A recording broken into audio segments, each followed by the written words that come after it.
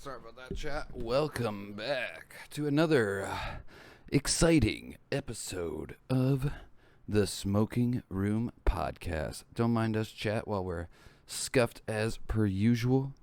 Hang on, give me 1 second here. We don't have the cameras going. I guess I've got this. Sebby, can you hear me? Sebby, can you hear me? Welcome, chat. Our very special guest this week. The one, the only, hang on. What the fuck's going on here? The legendary SebbywebzTV, winner of, I believe is it episode 4 or episode 5 of Andy Milonakis' Adopt an Affiliate program. Wonderful show, wonderful, talented guy. Episode 5, okay. For some reason, I get those two mixed up, episode 4 and 5. Can you hear me in Discord now? It should be unmuted.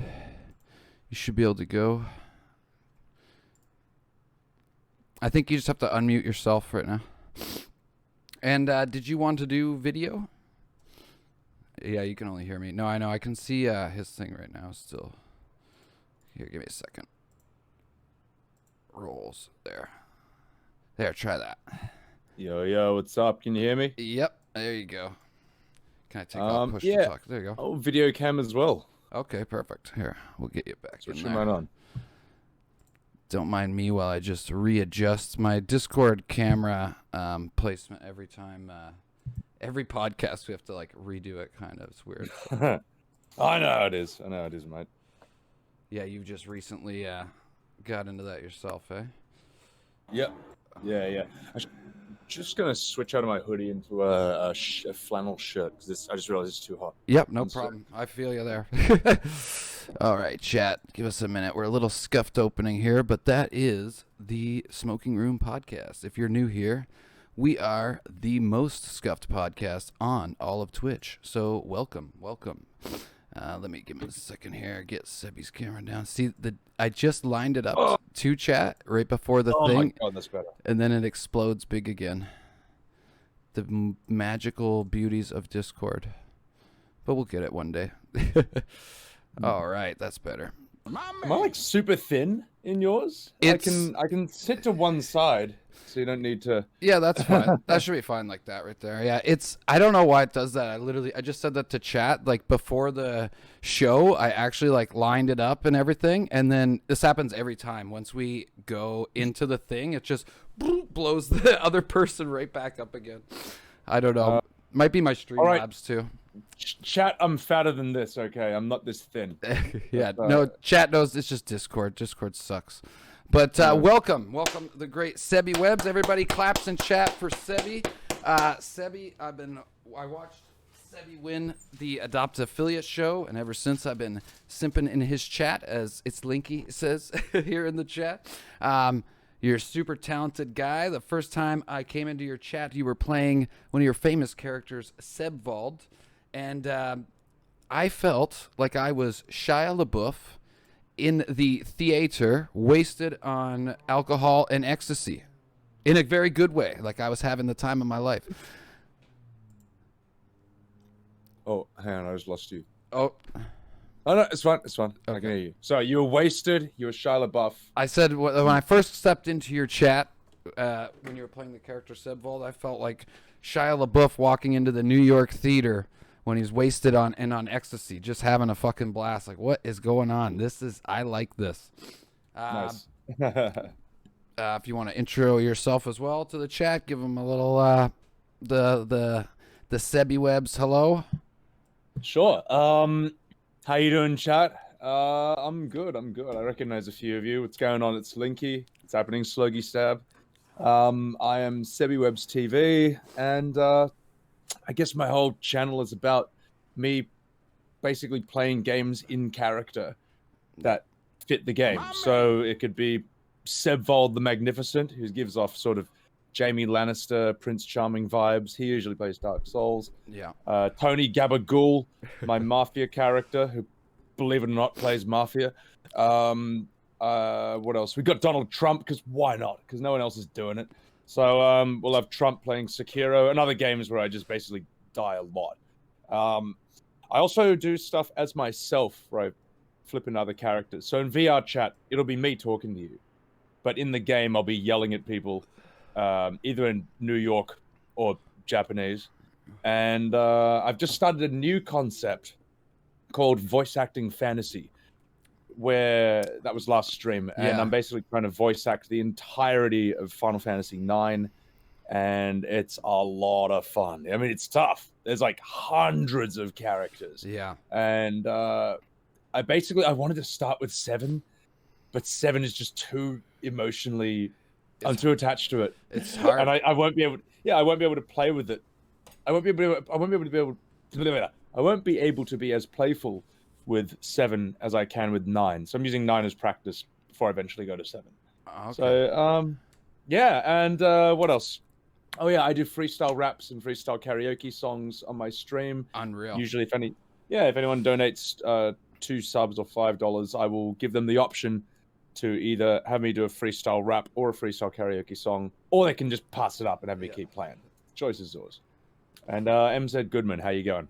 Always go for the freestyle chat. This man is I could believe it. Like that's one of the things I've noticed a few people on Twitch are really good at, and I've never really like practiced with it, and I wish I did because people love it. And if you're good at it, which you're great by the way, like you're Sebby's freestyles always get me slapping the knee, chat. Like I'm always actually like not like non-ironically omega lolling. That's how good this shit is. It's fucking awesome. So, and I love your characters. It's a concept that I for one, I don't quite have the training or the confidence. I can do it a bit, but not like what you were doing with Final Fantasy last night. I've tried to do a bit in some other games, and I know firsthand it's very hard to stick with it through a whole 6-hour stream of constantly doing the voices and different voices. It's very fun for sure, but it's also like it's a lot of work. People underestimate it, so I applaud you for that, sir.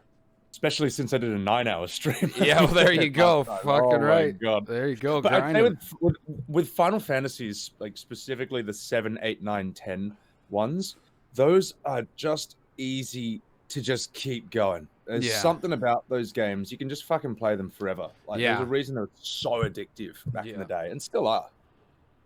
Yeah, I tried to do it with Zelda just because that's like my Final Fantasy I grew up on and loved so much. But it was still in some parts, if you're not fully there, it's hard to like keep it going. But let's start with a little bit of the somewhat don't want to get too personal, but what made you first come to Twitch, Sebby, and what made you like choose Twitch and just kind of look at streaming like, yeah, this is something I want to do. This is I think I can do something with this, and I'm gonna give it a go. Okay, so I'll try and just summarize as briefly as possible. I used to want to be an actor for like film and I used to want to be an actor, and but I noticed after training that the scene, the cinema, TV, just all of it was just too impenetrable. It was already fully occupied by people. Too much old money. Yeah, well, I mean, like, it's an old industry. I mean, cinema's been around since, like, Charlie Chaplin days, or even before that. Like, he's just the first star of cinema. So it's been around for, like, nearly 100 years. And I just saw myself just going in and out of audition rooms every day for just, like, 10, 20 years and ending up at the end with nothing to show for it at the end. That's just the future I had envisioned for myself if I went down that path, and I just couldn't be satisfied with that. And I kind of like just didn't know what to do with myself for a long time, but I still noticed that I had this instinct to act and perform, and I would get just depressed if I didn't do it. So the whole Twitch idea came when I don't know, a bunch of pieces went together in my mind. Like, first of all, I got a gaming PC, my first one ever, like 2 years ago. I'm a fucking peasant. And I have a friend of mine who just built a really fucking good one for me. And he just said, look, don't buy a pre-made. Give me that money and I'll make you something twice as good. And he did. And then I realized and I remember him saying, it's also stream ready. I'm like, didn't even think I could do that. There you go. Then, how did it happen? This idea formulated in my head. I was doing like a really long drive, like in Australia, and I had nothing to do but think. And all these pieces just came together gradually. I'm like, oh fuck, like I like to act, but I also like to game. And this whole Twitch streaming thing is a way to combine the two together at once.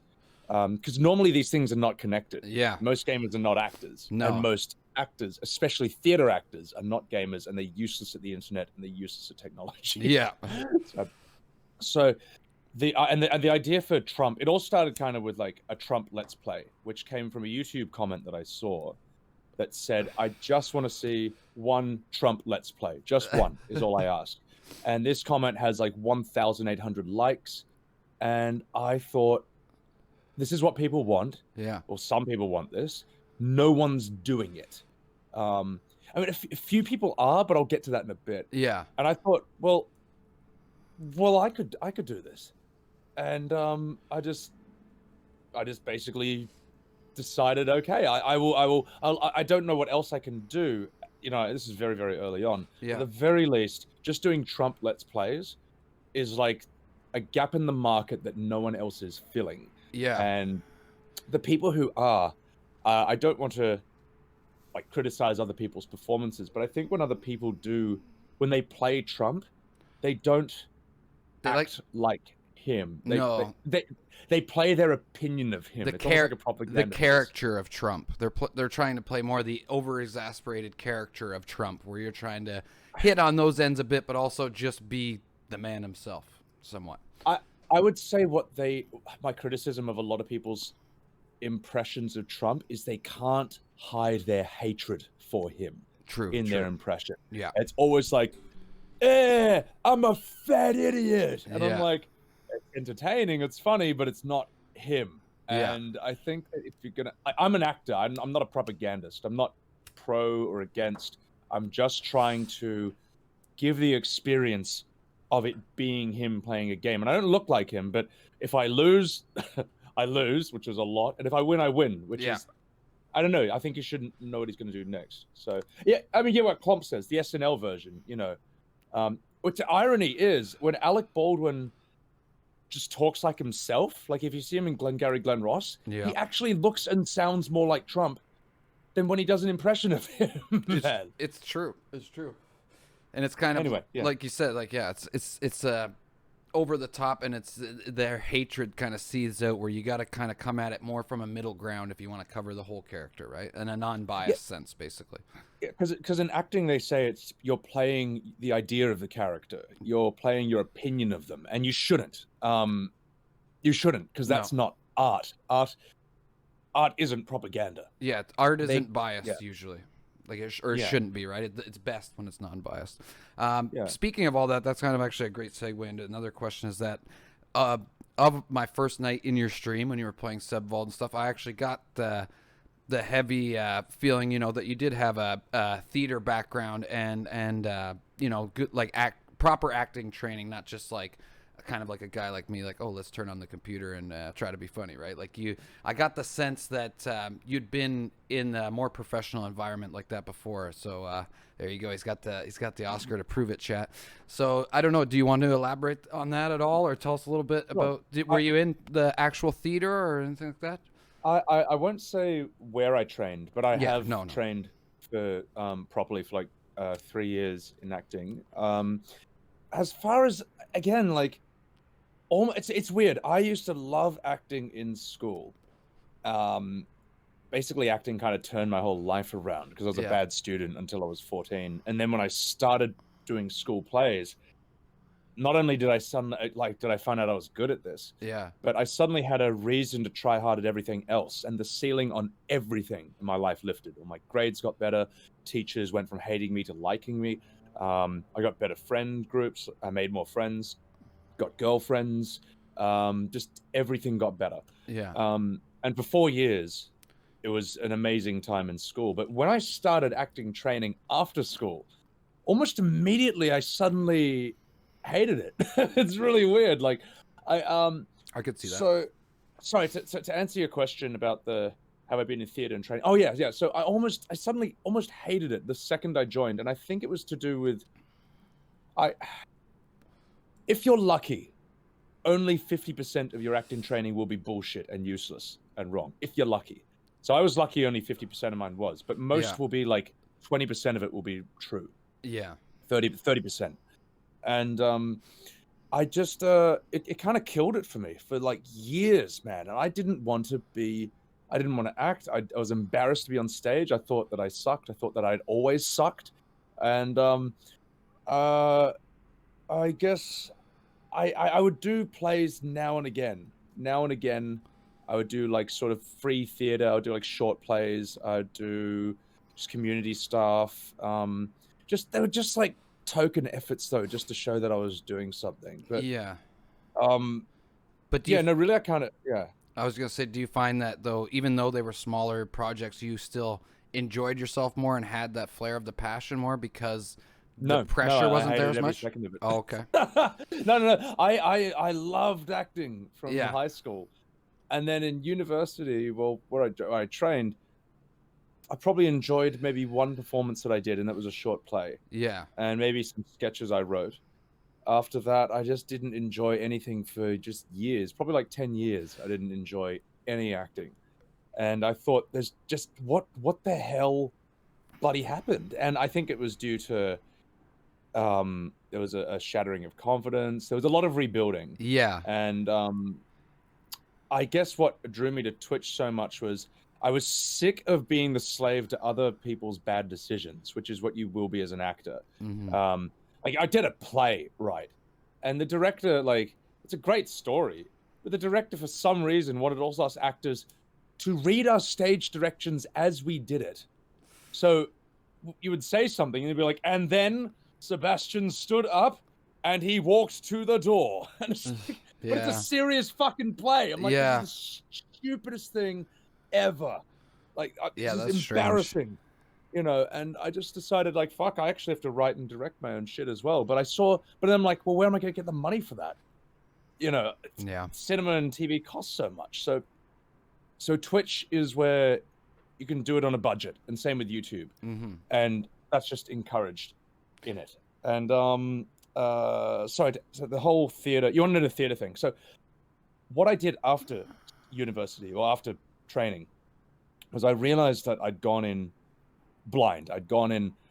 I should have read at least one acting book before going to acting school. Yeah. So I decided I would fix this problem. And I just read as many acting books as I could. I smoked a lot of weed and studied the great performances, or I just looked and looked and looked for great acting that I could find. And just, basically I did like one of those things they do in a kung fu movie where the guy's just like, I must retreat from the world and learn and improve my technique. And I just basically studied the shit out of acting for just years and years and years by myself, doing other stuff at the time. But I tried to Bruce Lee myself at it, and not fully complete. There's about 5 acting books I still need to read before I'd say my basic training's complete, but I'll get there. Well, it's one of those things, like, it's an art, right? Like, no matter how great you are, there's still always more to learn and more to experience, and that's what's so beautiful about it. That's why I always found so intriguing myself. So do you find then, maybe because of like on the professional side of it and stuff like that, being kind of tied down and constrained to the rules, not necessarily the rules, but you know what I mean, being like forced into such this like old fashioned way where you don't have the openness and the creativity of your own creativity to kind of experiment and be, you know, wacky, wild and weird, or do the things you want to do? Is that kind of maybe what lost some of the drive initially and now has repicked it up with Twitch? Because that's what I love about Twitch, is that it's a place where we can all come experiment. You can do whatever the fuck you want, like, well, within the rules, but like people just sit there and eat cheeseburgers or whatever, you know what I mean? Like, but there's so much, you know, you go in the bottom of just chatting at 2 a.m., you'll find people experimenting, doing all sorts of stuff, right? And so I like that aspect of it. It's very allows people to be creative without judgment. Yeah, certainly the nature of, well, this new entertainment form that we're on now, whether it's Twitch or YouTube, is that experimental. Well, it's uncharted territory, you know. Yeah. If I went into cinema and TV, what can I do that's new?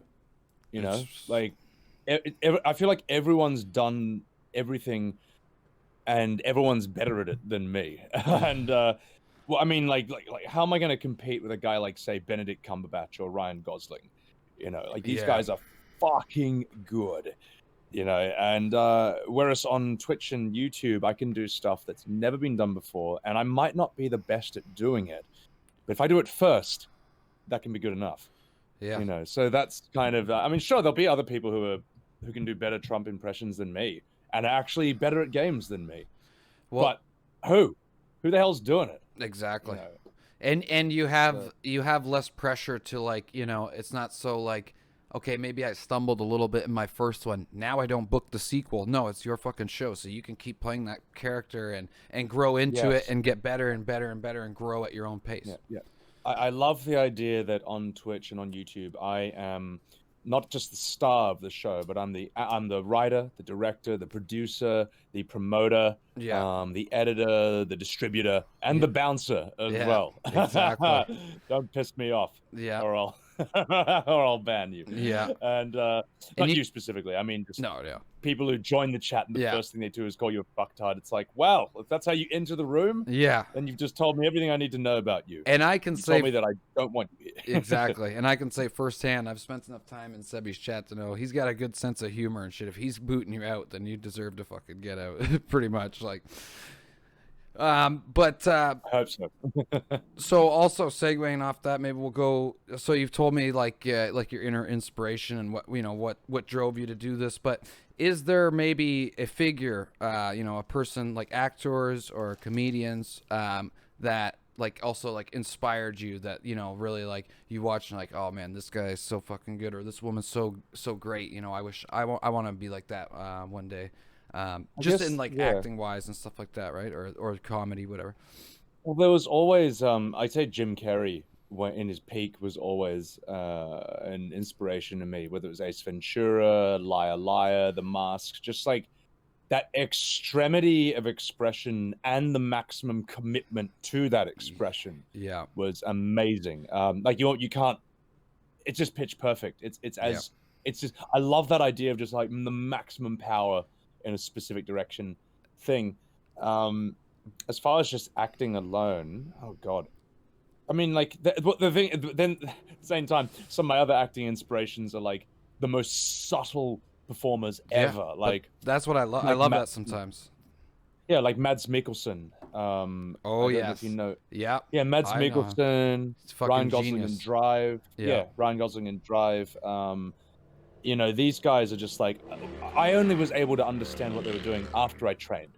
And I was like, oh my God, how are they doing that? Like, that's actually really hard to do, to have this storm of emotion be surging underneath you and behind your face, and yet you contain it, because that's what real people do. Yeah. People in real life don't be like, I'm trying to cry. It's like, no, but real people try not to cry. And that's more interesting to watch. Yes. As far as, like, I'd say Bruce Lee is probably the biggest influence on me as a performer. And I don't mean as a martial artist, because I'm not. I mean as an art philosopher. Yes. Bruce Lee is my inspiration, because he is just completely self-made. And he is just... I love that idea of being autonomous and making your own decisions. Be like water. And, yeah, exactly. Well, that's what I try to be like, because I mean, like, being someone who wanted to be a theater film actor, becoming an actor on Twitch, that's a total be like water decision, because I realized like the landscape and what I've trained for is essentially changed and even obsolete.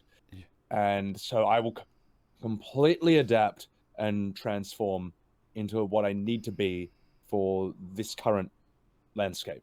I don't know if I can, no, I'm phrasing it right. Honestly, I like agree with everything you're saying. We're on the same wavelength here, because these are all some of my same heroes, and that's what for me with Bruce Lee too, is everything you said, and also the fact, it's not, like you said, it's not about being a martial artist, but Bruce Lee was also, I feel like a lot of his teachings and his words are showing you to be like the warrior at heart, like the warrior in your soul, to keep fighting for that dream. Like if you got a dream and you want it, you gotta fight. No one's gonna give it to you. Get off your ass, work hard, and take it and get it. And I love that. And something that I love about Bruce Lee that is often overlooked is he just expressed the joy of living. Yes. You know, and that's something I try to remind myself to do as well. He just loves being alive and loves doing what he does. Yeah. And I hope that comes across in my streams because I really do enjoy Yeah. what I'm doing. Yeah. Sorry, just brief tangent. Sorry, not tangent. I just forgot to mention. Yeah. At about 12 p.m. my time, in about 1.5 hours, I got to go into a Discord meeting with some other people. But you got me until then, so I'll let you know when I got to bounce. No problem. We usually go like hour and a half hour. You know, we'll get the vibe of the show, and then we don't want to go overtime, right? And then if the guests want to come back later for like a more chill podcast, not just like an interview, then we do that as well, right? But and also for the Jim Carrey thing too, I feel like some people underestimate him. Oh, he's just the dumb guy doing this and that. But that's what I love, and I don't know. Absolutely not. I don't know if you've watched on Netflix Jim and Andy: The Great Beyond, but if you haven't, I cannot recommend it enough for inspiring because it's fucking. There's parts in it, dude, that just they get me like so hard, and some of the things he says, especially about like we were saying there, following your dreams and all this. Like he talks about his father being a great trumpet or saxophone player, but then when he had his children, he's from Toronto, but to make it big, they'd have to move to the States. When he had his children, he had to kind of choose music or the family, so he left the music behind for a shitty job to raise his family, but then lost his job also, right? And he's like, you know, I watched my father fail at something he didn't love. So if you can also fail at something that you don't love, is there even a choice? You know what I mean? Like go for what you love, right? Well, what I think, I don't know. I've this kind of in the last couple of years about this perspective shift where, do you know Scott Adams, the guy who wrote the Dilbert comics? Dilbert was like this office-based, it was like a newspaper comic strip. I know Dilbert. I don't know the artist himself. Scott Adams is like a genius, and one of the things he said was he don't think in terms of goals and like what's a goal you want to accomplish, because first of all, you're going to plan this like a year or 5 years down the track. The world's going to change, especially this day and age. It will be completely different by the time you're there. So you will have failed at that goal, or you won't have achieved it in the way you wanted to, or with everything you wanted out of that. So I don't think about goals anymore. Instead, he says, and I live by this, is focus on building skills, because opportunity will present itself in the most unexpected ways. And it's better to simply be doing something where you're building skills that you love, that building skills you're naturally good at and that you want to do. And then when opportunity presents itself, bang, you're ready for it. Yeah. And it will just happen. So I kind of, I don't think about going for goals anymore. It's about building skills. Well, see, when I say the follow the dream thing, I agree, like with what you're saying, right? Like it's not like that's my method of following. Not set the dream as 5 years from now I'm going to be famous. It's more set the goal of 5 years from now I'm going to have the skills that I'm a great entertainer.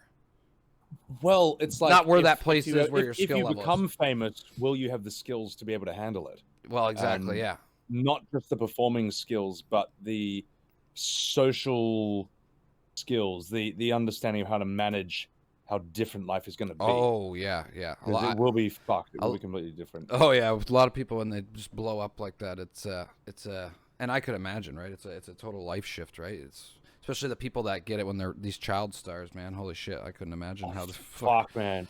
Well, as a kid, remember, like, everyone wanted to be a child star when they were a kid. Yeah. Like, Home Alone, it's like, oh man, what a lucky kid Macaulay Culkin is. I wish I had that life. Yeah. And then the more you learn about as he got older, and this is not casting shade at him at all, but it just seemed like, man, it didn't seem like it was as fun as everyone thought it would be, because we all thought it was just he was Richie Rich. Yeah. And Home Alone, you thought that was what his life was. Yeah. There's so much that goes on behind the scenes of a child star's life, and I'm just so glad that never happened to me. No, and they missed out on a lot of experiences, and they experience a lot of things way younger than they should. Like and even not progressing up to that level. Even getting famous in your 20s, I think, is quite dangerous, because I certainly would not have been able to handle that. I mean, I think I only became a man once I turned 30 and realized, like, shit. I'm like nowhere where I want to be, where I thought I would be at 30. I gotta fix this now. I feel you, brother. Yeah, and I think most artists do their best work in their late 30s at the earliest, or even their 40s. And like, you know, like De Niro for Taxi Driver, he only got famous like at what, 38, 37. That was when he did Taxi Driver. I think it's better to get that level of success later, when you are Yes. mature enough to be able to handle it, and you've actually known what life is like when you're not famous. Exactly. You know. I listen to Scuff podcasts every week, and I don't know if you've heard of the streamer Devin Nash. He's a very Yeah. Oh, fucking love Devin Nash. exactly. So he said on there, it was kind of the same thing. He goes, I'm gonna misquote it a bit, but he goes, "There's 4 like quarters of your life or whatever, right? The first 2, you're supposed to fail. You need to fail." And you know, because failure, if you take it right and you do it right, it builds you up more, right? You can build yourself up better from the failure rather than that quick success. And then later on, when you do, you'll have more tools to succeed, and you'll be more ready to succeed as well. Kind of like what you're saying. So Yeah. I mean, like, what do they say? Like I studied like just the philosophy of being an artist, or just techniques and how to get better. And one of the things they said is like what they asked a master about like how he does stuff, and he's like, I'm not actually good at this. Like, I just know about 10,000 different ways I could do it wrong. yeah, And I don't do it any of those ways. yeah. And I think that's how I think on that. And Devin Nash, speaking of him, man, like when I was like learning about Twitch and just learning how does this work? When I found him, I'm like, this is my guy. Yes. He's explaining this in a way that I can understand. He's the guru. He's obviously fucking smart and knowledgeable as hell. And I Yeah. just binged his videos for like a month. Yeah. And he's a large part of the reason I even half know what I'm doing, and had the confidence that my idea would work. Yeah. No, Devin, and for anybody in the audience, if you're a smaller streamer or content creator in any kind of way, make sure to check out Devin Nash on Twitch and YouTube, because the guy's fucking brilliant. He is the guru of this shit, man. I would say, yeah, if you haven't done that and you want to be a streamer, then you haven't done all you can do to succeed or be as good. I think you need to absorb his mindset completely. Yes.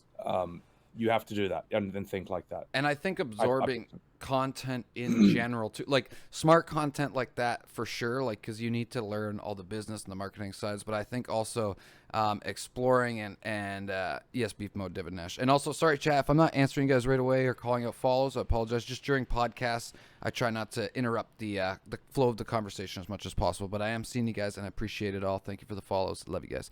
But absorbing content in general, like especially like if you want to be a funny streamer and stuff, finding more like comedic streamers and stuff, and YouTubers and stuff like that. I feel like you know, like you have to work on your own content a lot too, but absorbing content, like a lot of content all the time, is very important. I think because you know, like before I started on Twitch, I was a YouTube guy. I watched a lot of YouTube, but I didn't know really anything about Twitch. And then once I started watching, I was like, okay, this is kind of a different world. Like, I need to like absorb this shit. Figure out, like, 'cause as you know now, Twitch's memes and culture behind it is it's deep, right? There's a lot to fucking learn. I'm still learning all the emotes, right? So.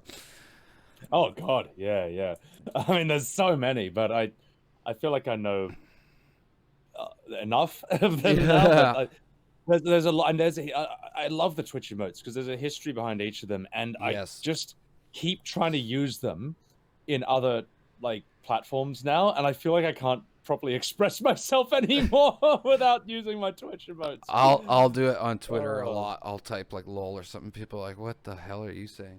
But that's a good transition into it. Do you have a favorite Twitch streamer? Oh God. You don't have to say DirtyWolf live. It's okay. We'll won't be offended. Okay. Let's see. So look, as far as I don't really watch Devin Nash on Twitch because I know that all his best stuff will just be posted to YouTube. I'll catch him if he's live, but I've just noticed it'll be on YouTube anyway. Yeah.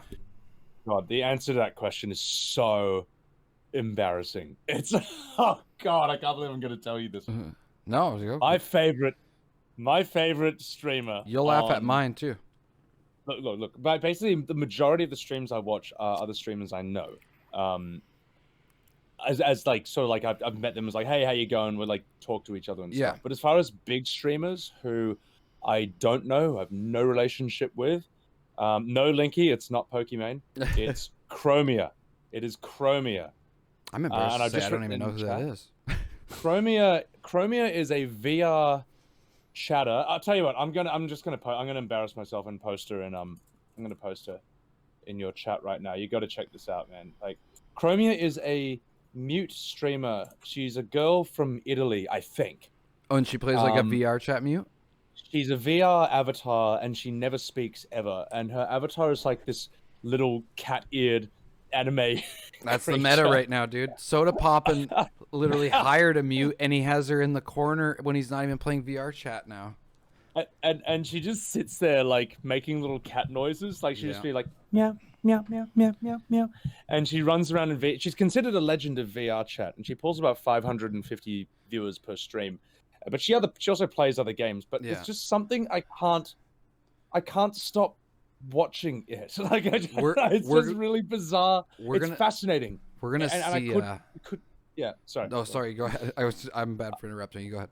I was just gonna say, like, Chromia is the kind of Twitch stream that you could just never explain to your parents or a boomer Hey, ever. That's the kind of like. They would just not understand it at all, and it's like bizarrely, it's adorable. It's really cute. It's really weird. It's really wholesome, and but she's also vicious. Like, you can get her to like, you can pay channel points, and she'll run up and stab people in VR chat. And she's got like 50 different avatars, all custom. Oh, really? She is so unbelievably high effort. Yeah. That I respect the shit out of that. And utterly unique. Utterly unique. There's nothing else like her. And Linky's laughing that this is the opposite of Sebby's stream, which it is. But I can't help it. Chromia's my guilty pleasure. She's my favorite streamer.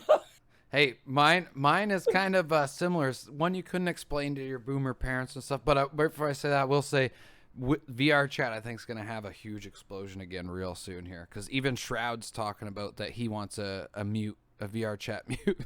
So Moon just did a big competition on the weekend. Everybody, it's coming back. It always does that. It does it circles, and especially as VR advances with full body and shit like that, I feel like we're going to see it just get bigger and bigger. Yeah. Who's yours? Mine is Casey Tron. I like Casey Tron. No, actually, I really like Casey Tron. Her way of writing and producing, like scripted content and stuff like that, scripted with improv. I think that it inspires me a lot to write and experiment and do more wacky shit like that. And if anybody in the chat is a fan and watcher of the Lover Host Show, which is one of my favorite shows on Twitch, everybody knows she basically carries that show on her back now. So fucking funny. Like I don't watch Casey Tron, but I have like checked out, like, there was a time I was just like, I just got to check out all the big streamers. Yeah. And I liked that she was just heaps gronky, not afraid to be sort of bit, I'm using Aussie terminology here. Yeah, she's not afraid to be a bit scuffed, a bit scummy, a bit rough around the edges. In Australia, like, I don't know. I just think she's unpretentious, you know. Yeah. I like that about her. Shut up, Linky. So. Shut up, Linky. Shut up. Give him a big shut up. Linky. I'm not simping. I've never given her money. Never given her money. That's when you become a simp. I'm a sub. I won't lie. But Simp alert. Simp alert going off. Sebvold's gonna come in. Which, speaking of, like her, like the scripted content and stuff like that, her pushing the production. And if you don't want to answer this, you don't have to. But how much of your act at the moment is improv, and how much is like somewhat scripted or like prepared beforehand? Basically, all of it is improv. Basically, all of it. But except there's only one thing that's not, and that's Sebvold's speech. The whole thing was like sickly, sinful spectacles stands. Yeah. That like massive S alliteration speech. This actually comes from Warhammer. Oh. There's a villain of chaos, a leader called Sigvold the Magnificent. Oh, okay. who Sebvold's based on. It's not Jaime Lannister. It's not Prince Charming, who I'm doing, even though there's elements of them. It's Sigvold, who I'm largely based off of. And he has this massive S alliteration speech that he uses before like one of his battles. I'm like, this is just the most arrogant, self-centered, yet amazing things I've heard. And I'm like, I just have to use it. But I've altered it and modified it. So he's talking about simps. He's talking about Sebbywebs. But apart from that, like, everything is improvised because I have my character and their style, and then everything I say and do is cued, is a reaction to either chat or the game. And the way I'm able to do that is preparation, baby. Yeah. Yeah. So do you in like your private time off stream, do you do like rehearsals somewhat, or like do you rehearse at all? Never? No, just No, right off not the at cuff. all. Not at all. Because Awesome. I mean, look, this is one of those things where like my whole life has just been building up to this. Like Yeah. I've done like an improv. I did like a year of improv like a few years ago. I pick my characters carefully. Like they have to be characters who I know I can basically go endlessly with. I can go endlessly with Trump. With Sebvold, I'm still learning. Believe it or not, he's actually a tricky character to do. Oh, I could believe it. But you do it masterfully, mind you. I think it's fucking great. I'd love to have a podcast episode where I just interview Sebvold. Yeah, oh, totally. I mean, like Tony Gabagool's a lot easier to improvise because he's just basically, I'm walking here. There's like a million things you can do with that. Sebvold, I got to find more sort of catchphrases and safety net speeches that he can, or things he can say if I don't know what else to say. You know, Trump can do that a lot as well. But no, on my off days, I just basically, my whole life is basically centered around the stream performances. So on my off days, I just crash. I sleep, and I do fuck all. I just eat as much as I can. I just recover, recharge. Because obviously my streams are really high energy, and the cost of that is long, deep recharge times. But before a stream, I will always wake up about 3 hours before the stream. I will eat as much as I can. I'll meditate. I'll do a full body stretch out because I do a lot of Kovifi dabbing and stuff. I will do a complete vocal warm-up set of vocal exercises that just basically stretch out your lung capacity, your range, your articulation, your power, and all that. Just an immense amount of preparation before every stream. But that's why I can sprint a marathon, as I say, without ever needing to eat, even for like eight hours. It's fucking crazy, dude. I don't know how you do it sometimes, but purpose. Yeah, exactly. Yeah, I've slowed it down a little bit because I work like 40 hours during the week, so our week streams now are just kind of more chill gaming streams, and then we're working towards more higher productions on the weekends. But season 2, chat, remember Dirty Wolf season 2 starting January 2021. Big things coming. But that's awesome, man. Like I said, I love it. I think you're doing fucking killer with it. All the characters are great, and can't wait to see what you come up with next. Thank you. Also, speaking of that, so are you full time now, like streaming, or do you work on the side of it? Or nice. Yeah, so I'm full time streaming. Before I started this, I realized like the way I see internet business is that it is, I think, as long as you are willing to keep working smart and hard and be original, I feel like you're guaranteed success in a matter of like years, like 2 to 3 years, around 3 years, like, you know. But like that's seems a long time, but in the old world, you know, like the TV movie world, they would say it takes 10, 20 years to become an overnight success, which is true. You know, at least on the internet, it's only 3. At least on the internet, it's only 3. So I made sure that I had enough money to be able to do this for at least a year, while living very low rent, being smart with my food money. Being basically like only spending things on the stream. Not being addicted to pizza like me. Oh no, Yeah. that's just fine. As long as you're using that energy, that's fine. That's fine, mate.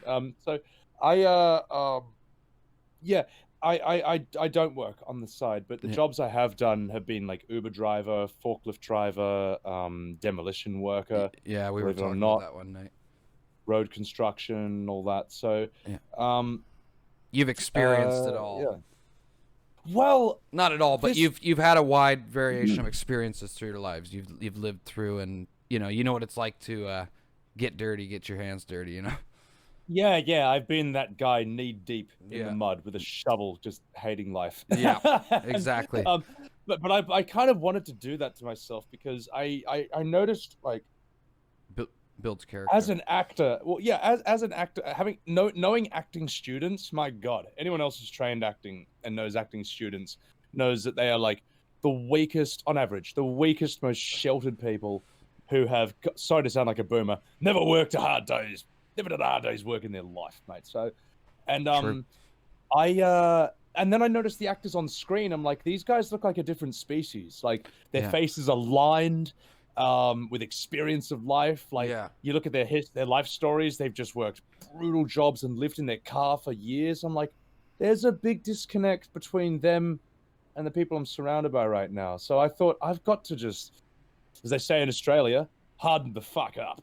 So, and also I sucked at, I just didn't want to do job interviews. Like I just hated it. So I just got jobs where they don't care who they hire, which is the construction, demolition, high vis, clothing industry. And, honestly, I thought that was some of the best work I ever did. You know, I met amazing people. Oh yeah. The work is backbreakingly hard, but I tell you what, I used to be scared of like making jokes or doing things that wouldn't work, wouldn't be funny. But after doing jobs where it's a daily risk, where you can have your bones broken, your head smashed in, where you can like be crippled, you can die, I'm not scared anymore. Yeah. Of taking artistic risks, you exactly. know? Because I know what can really happen on the job. Yeah. And where was I going with this? I don't want to do it anymore. I'm fucking done with it now. But I'm glad I did it because you just, I think you just need, if I were an acting teacher, I would make all my students do like a year of manual labor first. And then I'd be like, come back after that. And now you have some life experience and perspective. Yeah, I couldn't agree more. And it helps you to really appreciate and enjoy the little things, like just sitting down and fucking having a rest, you know. Oh God, that's good. Just slowing down once in a while. My problem is I'm a little too good at that sometimes. But well, we're on the internet. Like we want to become. We all went on Twitch and YouTube because we want to become celebrities in our bedroom. Yeah. I mean, let's be real. I just always, you know, even when I was younger, I was a really big party guy, and always at the party, I was the guy, funny guy, do funny thing, you know. Like I always just like people, making people laugh and entertaining people, and for a lot of years, I kind of lost my confidence to do that. Like I said, I want to go on YouTube, but I didn't have the confidence to. This lens at first, right here, it's a little intimidating. But then once you talk to it a bit, you know, you get to know it. It starts to get easier, and you know, so we're working on it. But I just the enjoyment of, you know, even if it's one or two people like on Twitch, like just starting, you know, it's slow start sometimes, and even just, you know, two people messaging you probably, hey man, that was fucking awesome show, you made me laugh my ass off, good job and stuff. It feels really good. Yeah, it feels so good. Like if someone in chat tells me that like they actually can't breathe because they're laughing so hard, that is just like the best feeling ever. It's just, I love that because those kinds of laughs are rare, and you can sometimes you only have a few per year. So to be able to have given one of those to someone is just, that's the best. It's the best. It's nirvana. I love it. So let's get into, so as we mentioned before, Sir Sebby here is not only the winner of an Oscar, but he is the winner of Andy, the one and only Andy Milonakis, Adopt an Affiliate, Episode 5. Sebby, would you like to tell us about life before and after Adopt an Affiliate, and you know, your experience during it and how that felt? Sure. So life before it was still fairly decent, though I didn't. It felt like I'd kind of hit the ceiling of around a roughly 20 plus to 25 plus viewer thing. You know, very rarely would I climb up to 30. Yeah. And it was going well. No, I think it was going well. I think it was going well. I enjoyed what I did. But I was kind of concerned, like, what if I'm hit at the ceiling and I don't know how to break into the next 10 plus viewer bracket? Yeah. But anyway, that's kind of over now. So when I went on Adopt an Affiliate, I personally forgotten about it because I'd applied like 3 or 4 months earlier. Yeah. And I thought, oh, I just didn't get in. And I was actually about to take a break. I was actually about to take a 2-week break from streaming, and right after my birthday stream, and then I get a tweet from Mr. G, and it says, "DM me right away," and I'm like, My man. Okay. He's like, "Can you be on set Wednesday?" And I'm like, "Oh fuck," because I realized what this show is. I'm like, "Yep, holiday's over, mate." And I on Adopt, man, I thought that I was gonna get eliminated in the first round, to be honest. I was looking at chat's reactions to everyone's like video, you know, like their 1-minute video that shows what their channel is. I missed the first round. I got on around when Soda Poppin' came in. Yeah. So I'll get to that in a sec. So Yeah. I go on, and after my 1-minute intro, which like shows like a bit of Trump, bit of Sebvold, bit of Bane, who else, bit of VR chat, like someone in chat's like, "Trump Monka S," and then as soon as it's over, which ends with me going, Twitch chat, you know, and I'm just like doing the cross-eyed Ahegayo face, which is my Coom face, which I will post in chat right now. I actually did the clip where I made that face. Like heaps of chat is just like ... Okay, and I'm like, fuck, I'm eliminated. They hate it. They hate it. And Joe Cyphers, how you going? And then and I didn't get eliminated, very luckily. And then when Soda Poppin' came on, who I'd never actually seen before, but I knew that he was massive. I knew he was like an old school streaming legend. His VR chat streams are unreal. Yeah, he gets like 18,000 viewers per stream. Like that's astonishing. It gets wild. And a lot of people were saying that he was being a bit overly harsh in his judgments. I don't think so. I don't think so. I would rather people tell you the brutal truth, what they think in the moment. And I think it's also his brand to just be a bit overly harsh. Like my favorite comment from Soda Poppin' was, look, they all seem like nice people, but they're all pretty shitty streamers. I thought that was hilarious. To be fair though, before it started, he just goes, "Andy, how am I supposed to judge anybody's stream? I'm late all the time and this and that, right?" Like they all kind of, every judge I've seen so far is like, "How am I supposed to judge?" Because they all think they're kind of shitty too, but just got lucky, right? Well, a lot of those massive streamers, they're different from, well, of us obviously in a few major ways. One is that they have the guaranteed viewers so that they don't have to try super hard every single stream. Yeah. And they're also products from a different time period. Oh yeah. You know, so Soda, if you started to be a streamer today trying to do what they did, I don't think you'll go anywhere. No. Because what worked from 2010 to 15 won't work today. Yeah. I think you have to do something that's never been done before and do it really, really well. Give the audience something they didn't realize they wanted. Mm-hmm. So, so I thought Soda Poppin' was fair. I thought it was tough but fair. And then where else did it go in that stream? Oh yeah, and I was so lucky that the producers, both Anna and Mr. G, voted to keep me on. Those guys are fantastic. They're lovely, excellent people. Everyone should follow Mr. Geriatric stream. Yeah. Or you're banned from DirtyWolf Live in chat. He's very funny. I've watched him do his Wheel of Fire or whatever it is. That's good. He's a very, very cool guy, and Anna's just lovely. And I was very, very lucky and grateful that they chose to keep me on. Man, while it was going on, I thought Beyond Majestic has got this, man. Chat fucking loves this guy. Yeah. And had it come down to him and me in the last 2 rounds, I would have bet he would have won. And again, this is not putting down Shoot Your Shot, who it came down to me and him at the end, because we were so bloody close. It was 49 to 51% of the chat vote. Yeah. He's basically a winner as well. Yeah. You know, so but honestly, I didn't expect to win. I really thought that I would get knocked out and eliminated every single round of the way. And how life has changed after it, it's just been tremendous. I mean, I'm sure I know I'm old news now, but there was a week where basically almost every chat I jumped into that was associated with Andy's stream afterwards, like the other adoptees and stuff, people would be like, "Oh my god, it's Sebby! Sebby did this and won this," and I'll be like, "Wow!" Like it's like I'm almost a Z-list celebrity right now.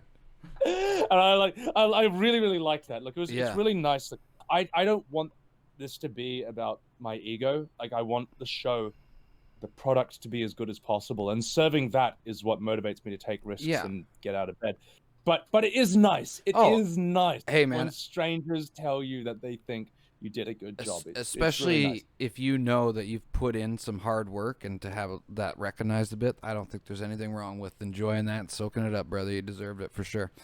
I want to ask, because so I applied kind of like you way months before, but that was when I kind of because I just started streaming this year, and so I still didn't really have all my stuff set up, and I plan to reapply season 2 with a little better, you know, we've upped some stuff a little bit, but the point being is that so when you won and then you get the big raid, how intimidating is that opening?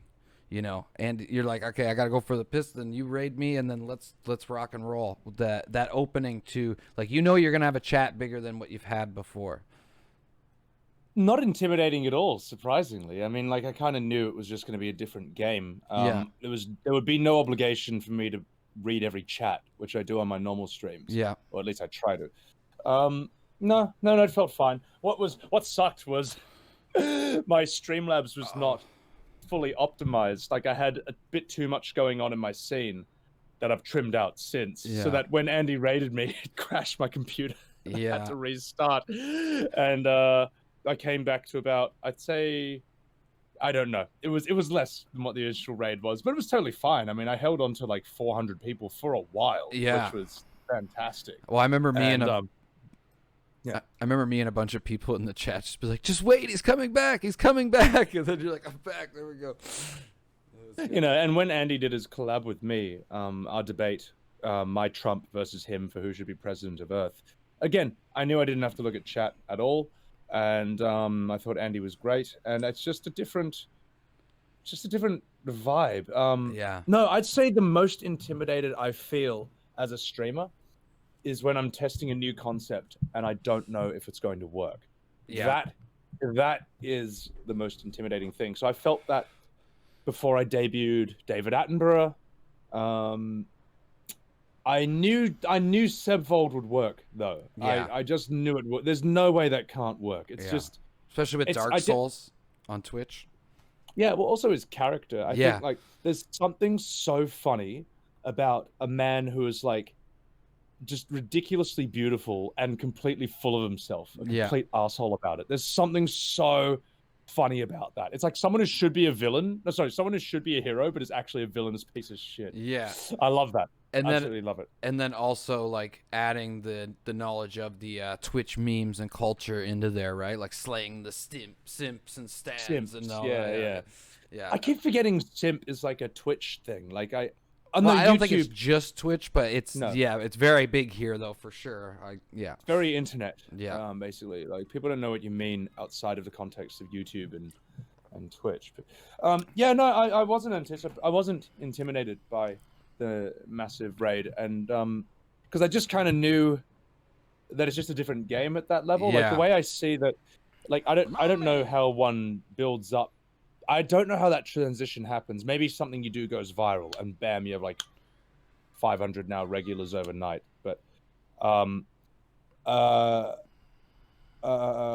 yeah, I mean, what a big stream looks like to me is like when you go to see your favorite band or DJ live. You know, Yeah. you can talk with the other audience members there, but you can't talk with the performer. It's true. Yeah, well, the performer's not going to be like playing, doing their guitar solo, and then like Yeah. stop and be like, whoa, SebbywebzTV, what's going on in the chat, man? Like, they're not gonna do that, man. No. So, Yeah, for sure. Well, that's awesome, man.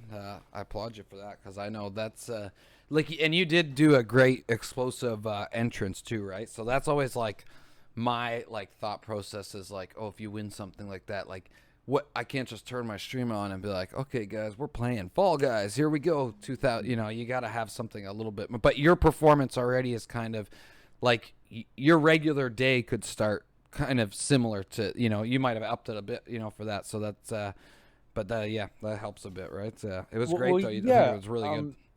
Thank you. And I think, like, look, if you have the guaranteed several thousand viewers per stream, when you have that cult of personality, people just want to see you for you. Well, then it's like yeah, coming to you hang can out, kind of right? do whatever the fuck you want. But growing to that point is the tricky part. Oh, and yeah. I'm glad, like, Soda Poppin had an interesting question when he was judging, and I'm glad to see how chat handled it, which was when he saw my stream, he was like, he's like, chat, is it cringe to try this hard for 30 people? And basically everyone in chat was like, no, no, it's not. Like, how are you supposed to grow?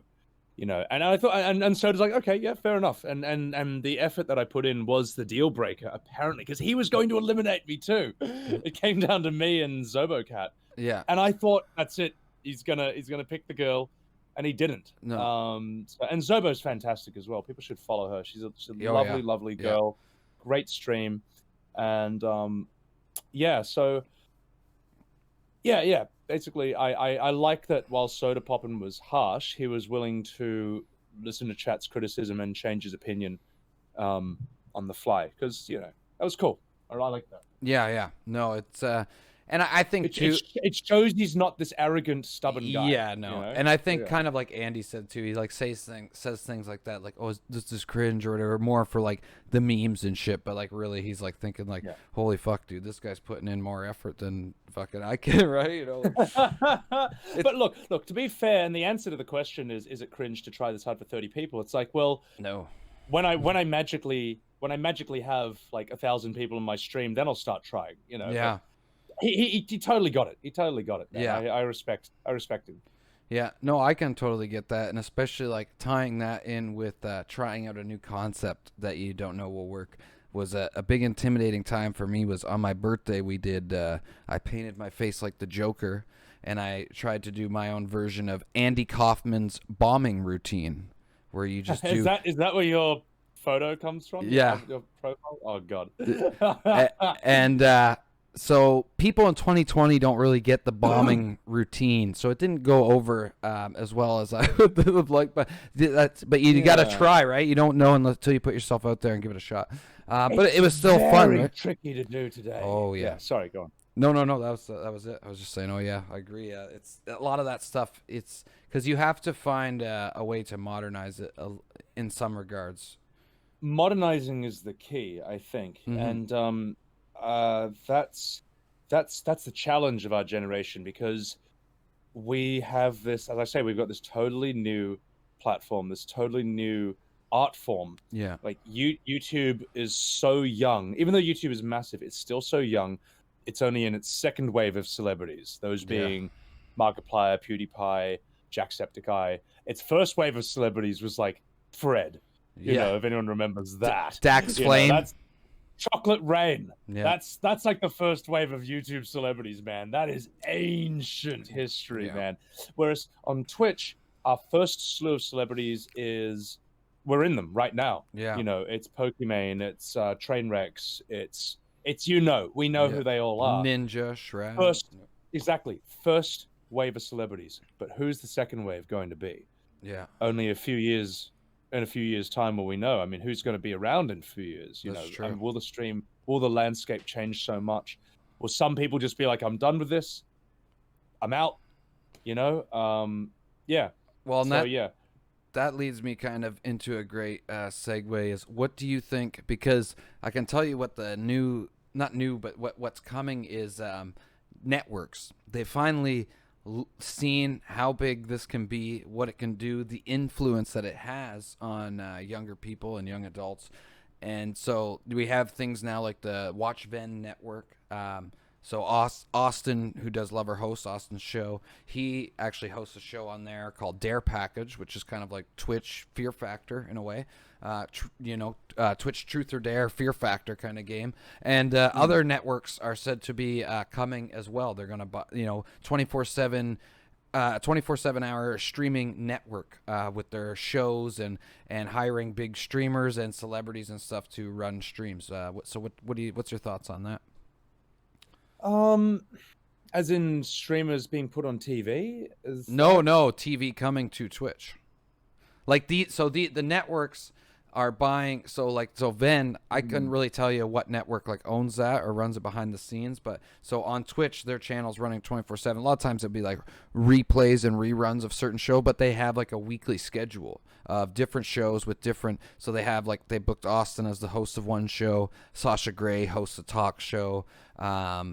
Mighty Mouse, I think it is, has like a workout show on there, and they Sushi Dragon show is on there. Mind you, so it's like a Twitch channel that does 24-hour reruns of other major streamers. No. Those shows are live on there once a week, like on certain days, and then the network plays 24/7 because once the live show's done, they'll just do the repeats, right, reruns and stuff till the next live show. I think, but it's ran like a TV channel. Live. Yeah, it doesn't work. Its reruns don't work the same way that YouTube does, and the way I look at Twitch and YouTube is like theater and cinema. Now, if you've ever seen a play filmed, a recording of a play, it sucks. Yeah. It does not work. No. Unless it's live. And I think Twitch is the same thing.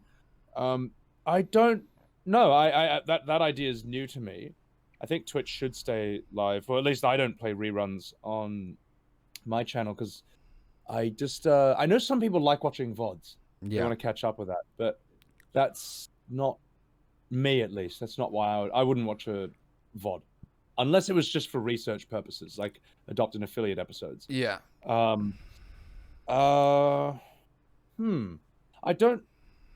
don't know. So you say that's the next stage? Not fully the next stage. No, not that Twitch will go to, but these networks outside of Twitch are trying to come into here with these channels. Like they make a channel, and then it's like look into the Ven thing, you'll see. But honestly, it's not working for them so well at the moment. Like their views, like Austin on his own channel, The Last Lover Host, hit over 135,000 viewers, and on Ven they're maybe pulling like 8K when he's and their YouTube is only like it's under 10K views on their YouTube, which I thought was astonishing.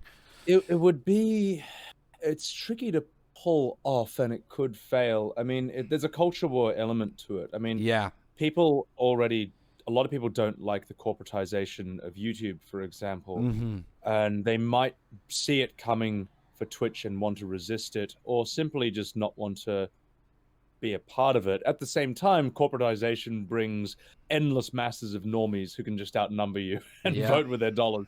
So I don't know. Maybe Twitch would then, if it became too much like that, maybe it would split off again, like Justin TV, and found a new platform where it can be scuffed and for the internet and a normies get out zone. Yeah. Well, which there needs to be, man. Yeah. And it's, there needs to be. I don't think it's so much Twitch promoting it. It's more like just these networks trying to make a channel and make it there. But I personally, I don't think it's going to work unless they start, I don't know, they'd have to do something big because thus far, like I said, if you go to the Watch Ven Network YouTube, I was like amazed. I thought, okay, on YouTube, this is probably doing well. And it wasn't really the case. Would they have chat? Would these network people have chat enabled? No, yeah, chat's enabled. But the problem Well, is when you're watching a live show and the chat's enabled, there's a watch Ven mod spamming watch Ven emotes, and that looks to Twitch people that looks like normie as hell. I think, right? Like, yeah, yeah. that's And weird. I just noticed how like all the corporate shit on YouTube, say like Jimmy Kimmel, the Yeah. comments are always turned off. You know, Yeah. this shits me so much. Yeah. Corporate stuff on YouTube with the comments turned off. I'm like, come on, guys, like, let them back on. Let Yeah. them back on. Let Yeah. the people say what they want to say. Yeah. And this is not me casting shade personally at any of them. No. But we all know what YouTube That's- comments are like, man. Yeah. And I love it. I love. Yeah. I don't think YouTube comments are evil. I don't think they are. No. I know that was like a bit of a normie boomer mainstream opinion. Oh my god, they're evil. It's like, no, they just don't think you're fucking God. Yeah. That's what. And they are willing to find any imperfection in what you are or what you do, and they will detail it as scathingly as possible in the comments. But I love that. I love that. I mean, like, I honestly wouldn't mind. I mean, look, people do that about me, and that's okay, you know, because they might be right, you know. Yeah. What do I say? The truth will set you free, but first it's going to hurt like hell. And I'd rather people tell me the truth and say, oh, you've actually been doing this wrong for like months, and everyone hates it, and I'm the only person who's come along and told you the truth. Now, most people would attack that person. Yeah. But and it would be my instinct to as well. But I got to remind myself, like, no, like the product, it comes first. Yeah. Before me. And I would rather know what I was doing wrong than live in this criticism-proof bubble, you know, and just be a fucking idiot. Like the Emperor wears no clothes forever. I don't want to do that. So, Yeah. I have a question. What do you think about, do you think any old media celebs might try to come to Twitch? I mean, I know some already have. Like, I think the kid from The Walking Dead. Yeah. Someone mentioned something like Henry Cavill, who played Superman. Well, want to come on to Twitch. There was a big thing. I was talking about that the other day because what happened was he put out this little, like, I don't know, YouTube video or something of him like building this big gaming PC, and then everyone's like, he's gonna start streaming on Twitch, but I don't think so. I think because I've seen a lot of interviews with him where he's actually at his roots a hardcore gamer. He said for the film Immortals, I believe it was, or Man of Steel, one of the two, when the director Zack Snyder was trying to call him, he missed the first call because he was in a World of Warcraft raid. Like, that's a fucking he gamer. looks like a fucking Alliance character. I mean, and that's why he's paladin. that's why he's so good. And I'll argue with anybody. And sorry if you disagree with this one, but his performance as Geralt in The Witcher is fucking, I think it's perfection. I think, and it's because he played all of the games, he read all of the. He's such a fan of it himself that he that's why he begged for it, because I love this product so much and I want to do. And I think he nails it personally. I've only really played The Witcher 3, so maybe I don't have the full knowledge of how Geralt should be, but from what I've seen, it was perfect. Look, I barely played The Witcher 3 because I don't like the idea that I can fall for 2 meters and die. I think that mechanic sucked, and that's why I stopped playing it. Yeah. But I guess I think Henry Cavill is a tremendous actor. I don't know if he's perfect casting for The Witcher. God, I'm shooting myself in the foot here. Just only because I think Geralt looks a lot in the games. He comes across as a lot more older and grizzled, which Cavill doesn't look. He doesn't look old or grizzled. He doesn't look weathered. But he's a tremendous looking guy. I mean, the fucking asshole. He's like a 15 out of 10 looking man. And he's a gamer. Fuck you. That's the thing. I got tremendous respect for Henry Cavill, man. I think his performance as Superman is awesome. Yeah. I like it a lot as well. I think he's good. And look, I have only played The Witcher for like 3 hours, so what the fuck do I know? And I've only seen his performance in The Witcher for like over my housemate's shoulder while they were watching it with their headphones on for 2 minutes. So again, I could be totally fucking wrong. I could be totally fucking wrong. You should, if you get the chance, you should watch it. There might be some things in there give you a little inspiration for your Sebwold speeches you were talking about. But plus it's Hollywood, so they got to make, if they're gonna put Geralt on screen, he's got to be sexy, right? So I mean, who better? Right? It is. I mean, look. There are the restrictions and the requirements of the industry. Yeah. Being very, very good looking, or as Zoolander would say, being ridiculously good looking is like a requirement for most.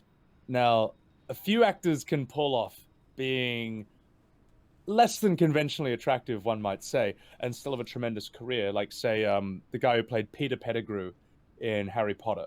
Yeah. The guy who Scabbers the Rat turns into. Yeah. Now, that guy's a tremendous actor, and he got nominated for an Oscar when he played, like, the painter, Mr. Asshole, something like that.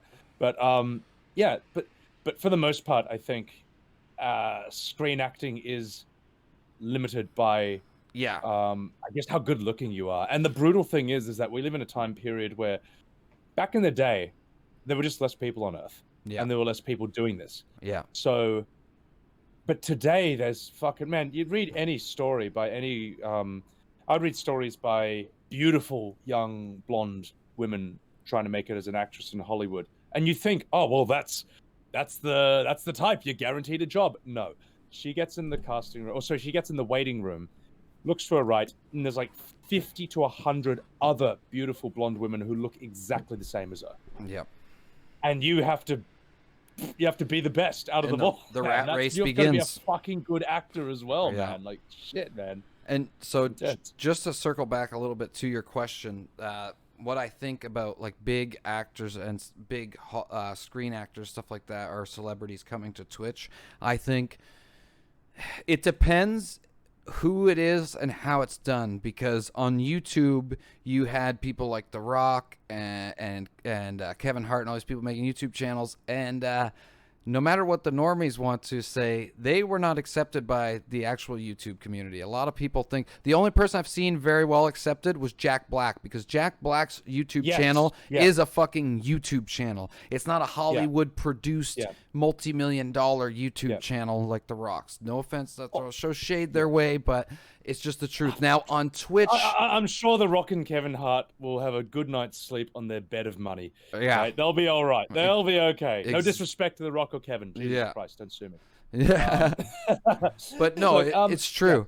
But I think on Twitch there is certain cases where certain celebrities' presence could help propel Twitch as an entire platform into a new medium, while still holding on to the medium that it has, but making, let's say, the ceiling even higher. And a prime example would come from Trainwrecks TV has put this idea forth so many times, and I don't know how they have not done it. They put all this money up every week for Twitch Rivals on Fall Guys, Twitch Rivals, 20,000, blah, blah, blah. Book Gordon fucking Ramsay and have Twitch Rivals Master Chef Edition. Imagine that. Imagine the crowd that brings in. Well, Gordon Ramsay is interesting, as well as Jack Black, because Gordon Ramsay is capable. Okay, here's why I think he would work on Twitch versus a lot of celebrity actors. Yes. Because a lot of celebrity actors are not comedians who can banter back and forth with hecklers. You know, I think that they can be protected and sheltered to a very large extent from criticism, which I understand that they might need, because acting is a very delicate, vulnerable work, and you need to be feeling at your best and most confident to basically emotionally strip naked in front of 1 million people and turn around, you know, slowly.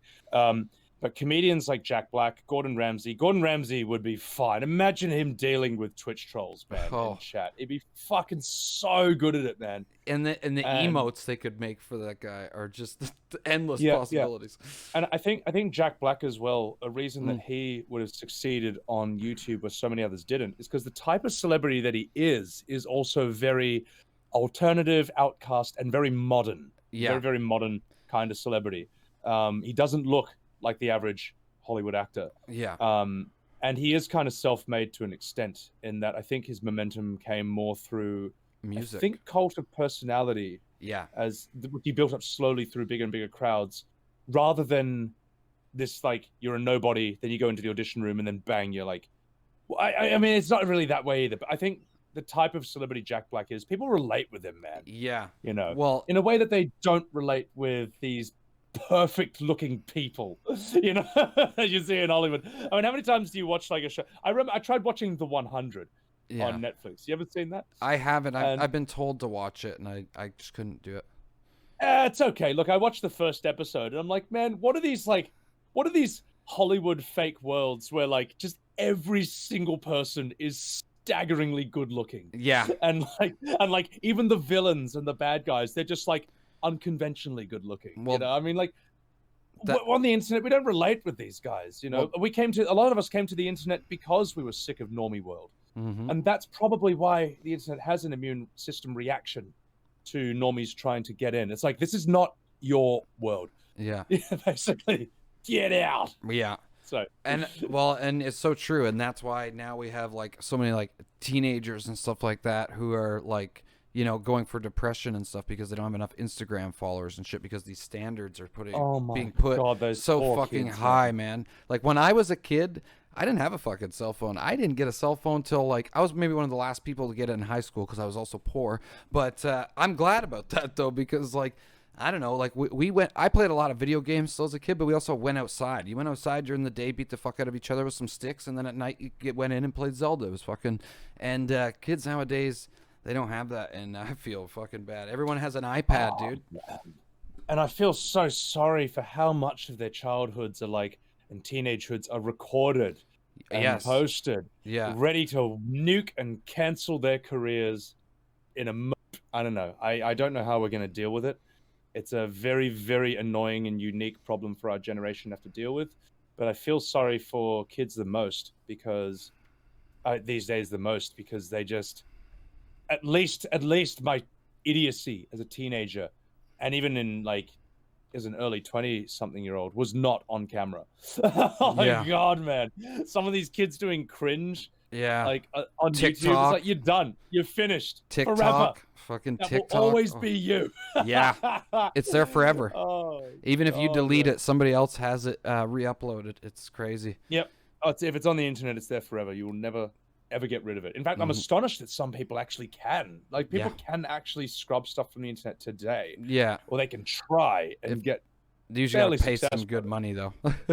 Yeah. To actually do it is astonishing. I'm like, wow. Oh, real quick, any new games, since we're on Twitch and we're gamers too, any new games and systems you're excited for? And then chat, get your quick questions ready for afterwards. Of course. Look, the PS5 is quite exciting, with a few, depending on a few factors. First of all, are the new games going to be in 60 frames? Okay, I don't give a shit if it's in 4K when I'm standing still, and then as soon as you move the camera or play the game, it's like I fucking like Uncharted 4 looks amazing, but I need the fucking 60 frames, man. Demon's Souls is the only game out right now that interests me because I never played it. Yeah. Demon's Souls would be great.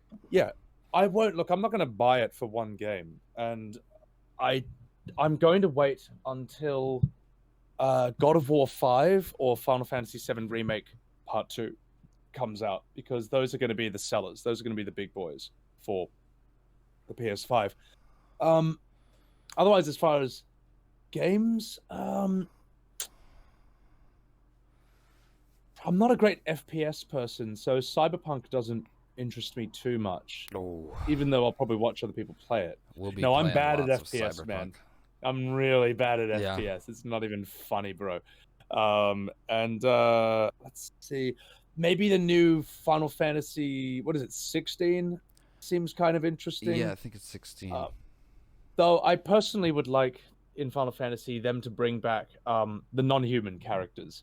You know, I get it. It was originally, always about a bunch of human characters. But I liked in 7 you had Cat Sith and Red 13 and Vincent who turns into fucking monsters. I like having a few monster character options. So, yeah. But 16 looks interesting. Otherwise, I can't really think of anything that's coming out. I don't know. Are there any new games that are exciting I should be... Wow, Gamer Girl Simulator. No, Simp Simulator. Yeah. That I'm fucking playing. That is going to be some Twitch content. That one and what's the Super Seducer 3? I haven't played the other Super Seducer, so we might do like a binge of it on stream. I wanted to do Super Seducer initially because, look, I never realized how popular dating simulator games would be on my stream. Who would have thought? Yeah. The Dream Daddy Date Simulator was immensely popular. I think Super Seducer, everyone is just such a revolting, boring, unlikable person. I've In never that actually game. seen any of it. Like, I don't even know what it is Oh, really. it's just imagine a parade of the worst people you've ever seen, and that's Super Seducer. Really? I don't know why. It's huge on Twitch. People love Oh, it. Maybe just meme oh everybody as man, best you can. because it's cringy as fuck. That might Yeah. be. That People might be love it. cringe culture. That's the thing. They like to make fun of it, but they also can't look away. So that's why I'm like learning to be, if you're a little cringe, whatever.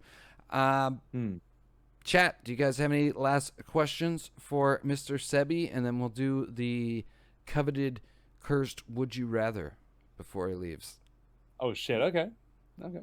I'm down. Come on, chat. What do you got? Usually they I do. want to know who you are. Me? No, that's Tamari. Don't Tamari's our troll. He also drew the cover art that you saw at the beginning of the podcast. Nice. Good work. He likes to reface my face onto the Joker in that reface app and stuff like that. He's a good little troll. Nice. Or he'll come in and spam play pencil sharpener simulator 1,000 times.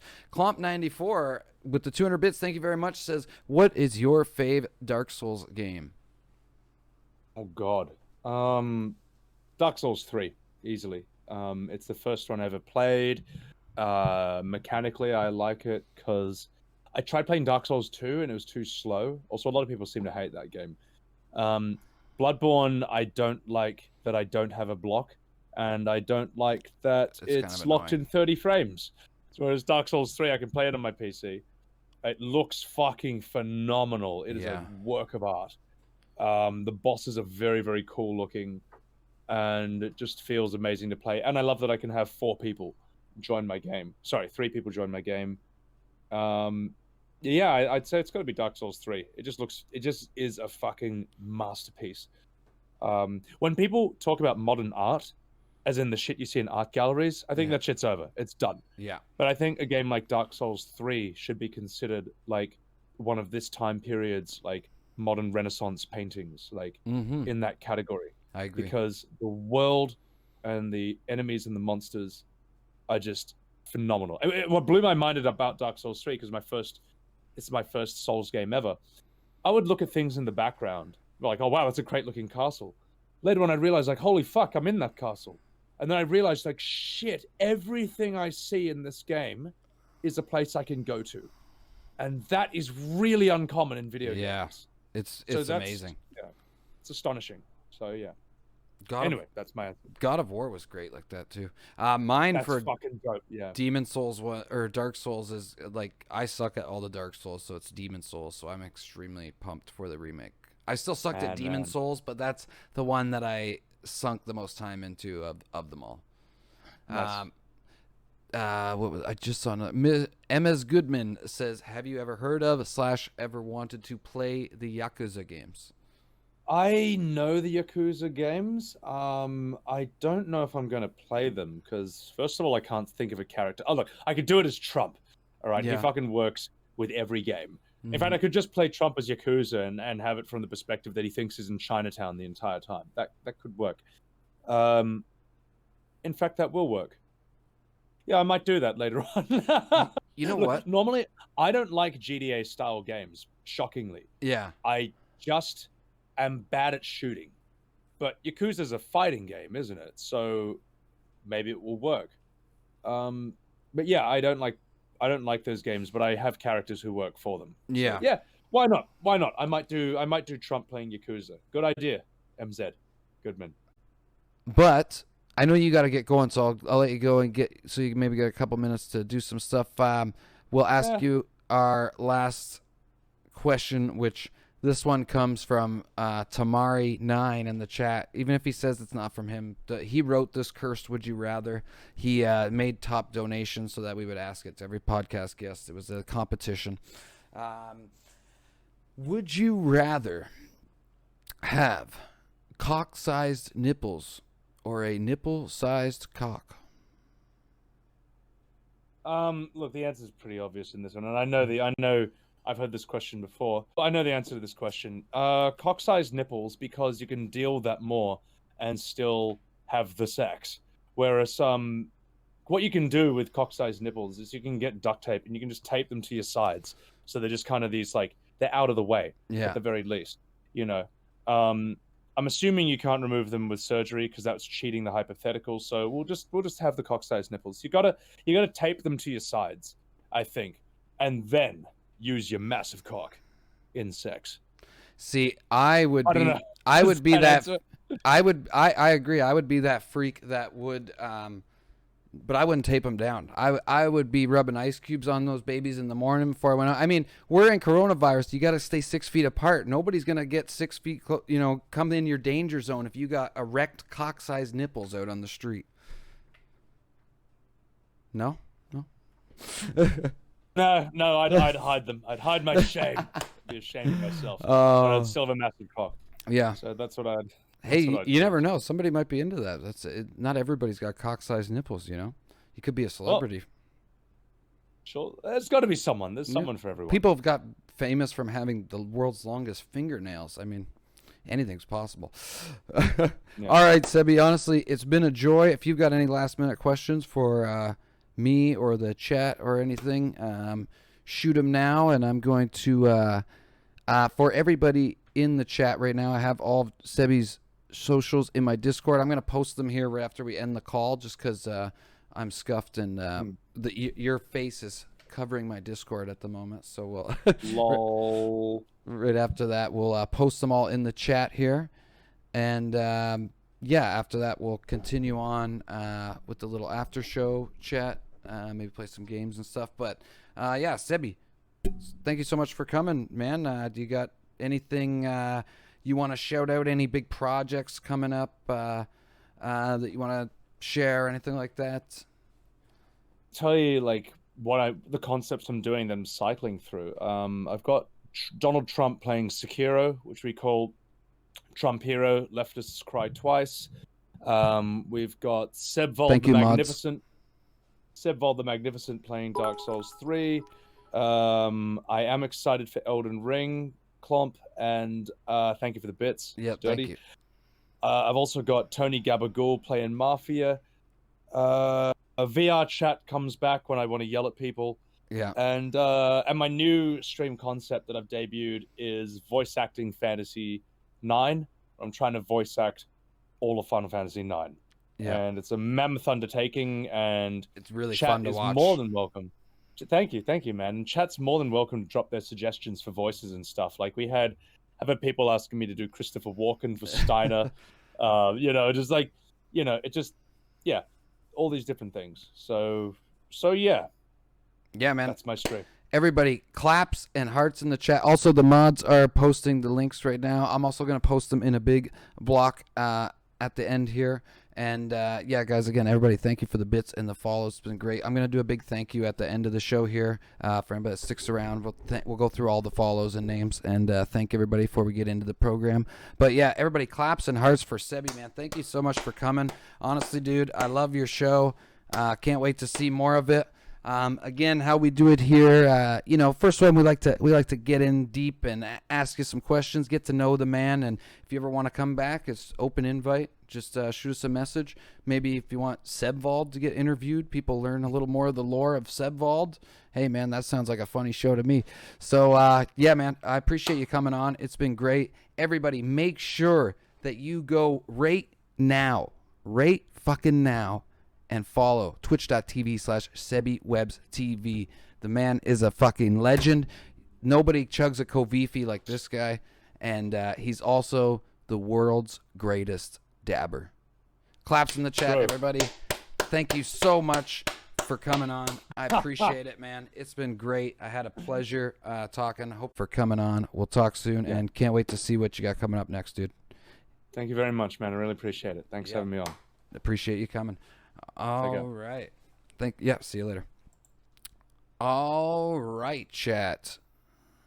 That was good, man. Fuck, I had a great time. I hope you guys all enjoyed.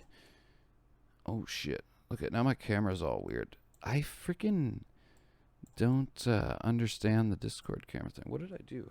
Hang on, chat. Give me a second here. And I'll put some music on in the background.